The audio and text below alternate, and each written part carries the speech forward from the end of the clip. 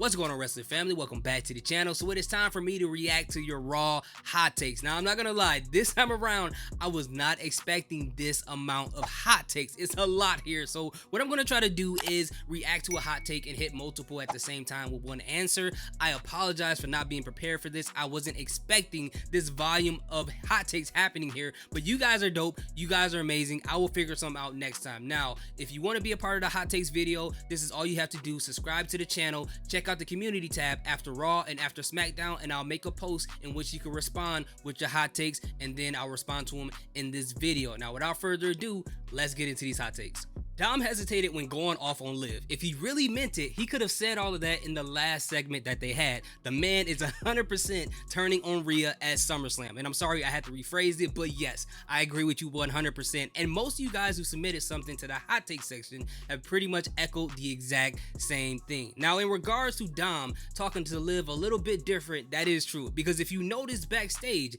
when Liv and Dom are by themselves, he talked to her a lot more calm. He seems a little bit more gentle with her. Like, what are you doing? Why are you wearing my jacket? Why did you order all those chicken nuggets? Did you use the McDonald's app when you ordered that? How many points did I get from that order? Like, he's really nice to her, but when he got in front of his girl, he got super aggressive and puffed his chest out because he's in that I'm trying to save this relationship and get my girl to trust me and make her believe that I hate this girl's guts and will never talk to her again mode. Okay, that's the mode he's in. So he has to be super aggressive by saying he hates her, he doesn't want to see her again, and things like that. Now, in regards to him hesitating, two things could be true or a combination of both. He could really have emotions for Liv Morgan and he didn't want to say what he had to say because inside he knows he got a thing for her, or he could just be a really nice guy and didn't want to say those things the way he had to say it, but he was scared of Rhea Ripley and scared of leaving her, which is probably why he was too nice when it came to try to, breaking things off with Liv Morgan, or it could be a combination of the two. But either way,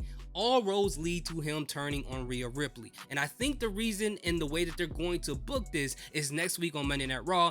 Don't be surprised if Rhea Ripley approaches Jey Uso and say, you know what, me and Dominic, we're in a better situation.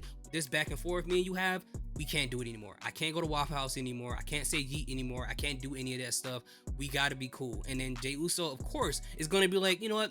I understand that. I respect your relationship. I don't want to mess anything up.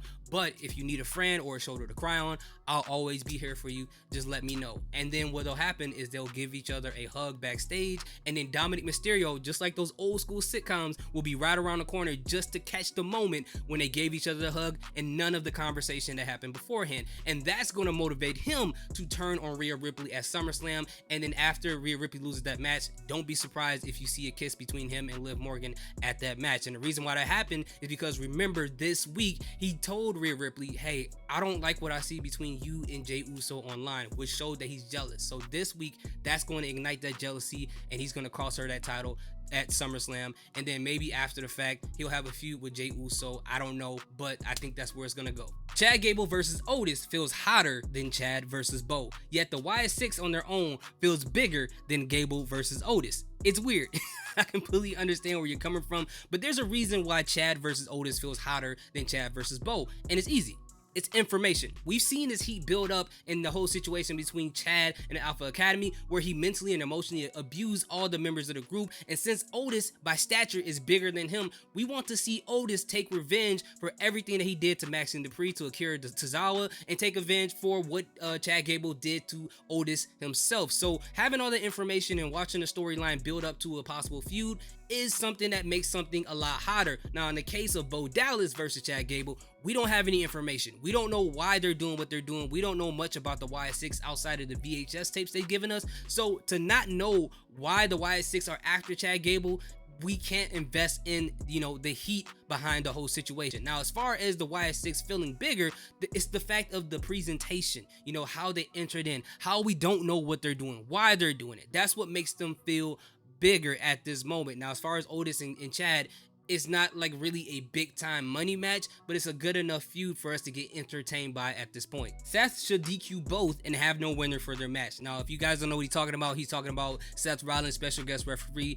of the match between CM Punk and Drew McIntyre. Now, if that happens, that's a hot take, but if that happens, that would make sense, because if he's trying to screw both of them over, you can have them go through this grueling match of almost killing each other just to, at the last minute, DQ both of them to screw both of them over, and it could lead into a triple threat match in the future. I'm not mad at that at all. That's actually very, very petty, but we got 3 of the pettiest men in WWE at this moment involved in this match, so I would not be surprised if that happened.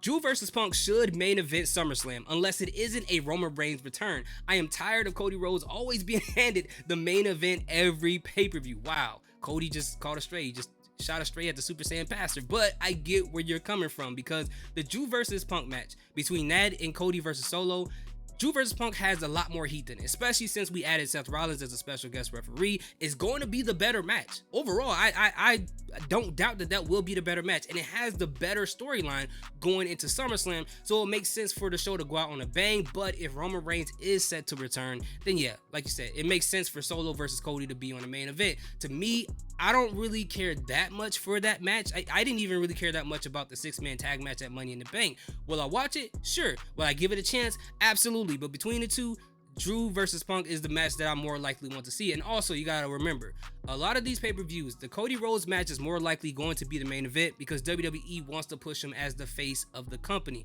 And also, if you look at both brands, between SmackDown and Raw going into SummerSlam, Raw has the advantage when it comes to the storylines and the more heat going into their matches. I mean, think about it. They got Gunther versus Damian Priest, so it's interesting on how that's going to turn out. You got the Rhea Ripley and Liv Morgan situation. You got the Sami Zayn versus Braun Breaker situation, unless they do turn it into a triple threat and change that.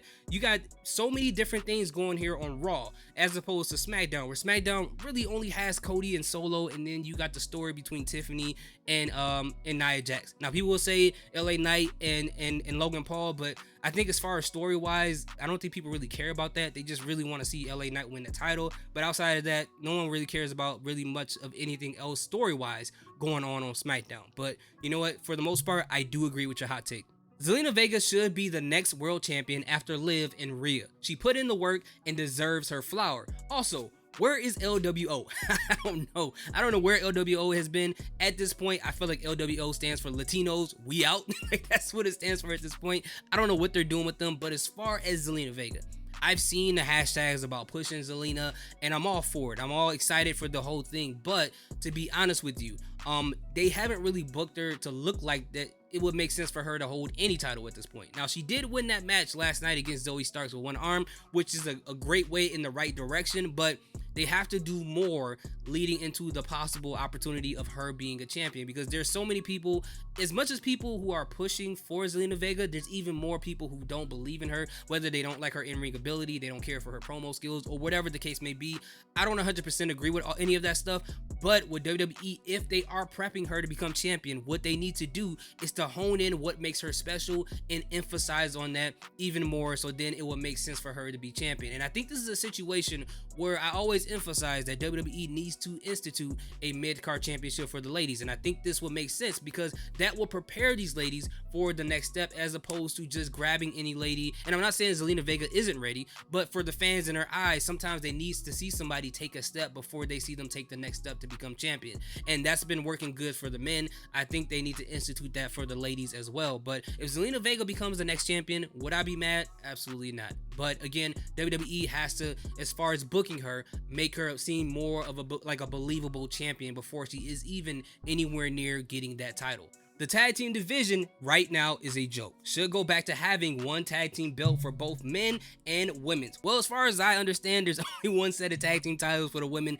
spread across all 3 brands, but maybe one popped up on Raw last night. My memory's not that great. Let me know. I'm just kidding. But I agree overall with what you're saying. I mean, the tag team division, you know, I won't say it's a joke, but I will say that there's not enough tag teams on the main roster to justify having 2 sets of titles for the men. Like, you know, they got to do one or two things. Either they got to unify those titles. As great as both of those titles look, they got to unify it into one, or as someone else said, they need to add more tag teams. And if they unify it as to one, it gives it room for them to create a mid-card title for the ladies, which I think they desperately need at this point. And the other thing that I felt like was really interesting with the tag team division is whenever they put those titles on a tag team that's an actual tag team, it feels like WWE doesn't know what to do. Whether we're talking about the Awesome Truth, whether we're talking about A-Town Down Under, whether we're talking about DIY currently, like, they don't seem to know what they want to do with those guys, and then eventually those titles somehow, some way, always end up back on the faction. Just like on Raw, we see it is on the Judgment Day. Am I mad about that? Absolutely not, but it's just an observation. And it looks like on SmackDown,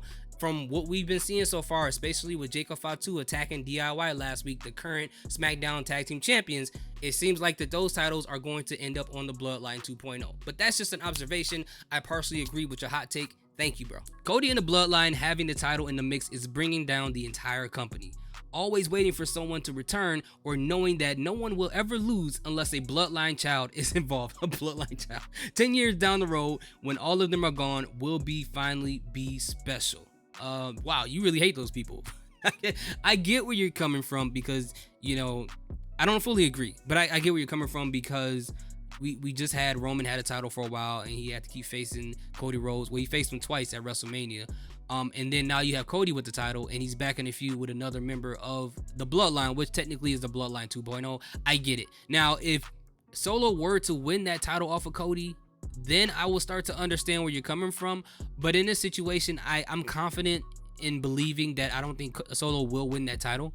I think that's the one thing he's going to come up short at as far as being close to Roman Reigns. I can see actually Jacob Fatu winning the mid-card title, but I can see Solo coming short with that whole entire thing. And the person I think they will give the title to will probably have to be Randy Orton. I really think that that's going to be the case. And they should actually do that. But if they keep bouncing it back and forth between Cody and the Bloodline, if they were to do something ridiculous like that, I will completely understand, because I know how you feel. You just want to see somebody else get an opportunity at that title that's not involved with this ever-going feud between Cody and the Bloodline. I get it. Thank you for your hot take. We are approaching Edge and Lita levels with this Liv, Dom, and Rhea storyline. I mean, it's getting there, but the only difference is, you know, there was a lot more real life stuff happening that was involved in the whole Edge and Lita and Matt Hardy situation as opposed to now. So, I mean, as far as the entertainment value, I would agree with that. But as far as anything else, it's not really like that, unless there's something happening that I don't know. I don't know these people. Green Bay just proved that they deserve a SummerSlam at least. Oh, because they were going crazy last night for the Ilya match and for the other matches. I understand where you're coming from, and they do deserve to have a pay-per-view. I think they haven't had a pay-per-view or a PLE, I'm sorry, in a long time. Now, if they're gonna have a PLE, it shouldn't be at the venue they had Raw at, and that was the Rush Center, I think. And I've been there for SmackDown, and it's relatively small. I paid for dirt cheap seats and felt like I was super close. The food there was dirt cheap, and I'm not complaining. I want to keep it the exact same way, so I don't want no pay-per-views near that venue. And it's really small, so all the cheering and stuff, you're gonna hear it because it's a pretty small venue. Now, if they're going to have one, they need to have one at the Pfizer Forum. I mean, they just built that. That's where the Milwaukee Bucks play at, and I think they could bring a lot more people in there. And it's not that much bigger than the Allstate Arena, and the Allstate Arena just had Survivor Series last year. So if they can do that in Chicago, they should bring one to the Pfizer Forum, and I think it makes all the sense in the world to me. That's going to be it for my hot take video, and if I didn't get to your hot take, I apologize. I promise I will work out a better system for next time so I can get to as many as I can and make this run a lot smoother than before. But I appreciate each and every one of you guys. Thank you so much for participating. Salute, peace, have a good day.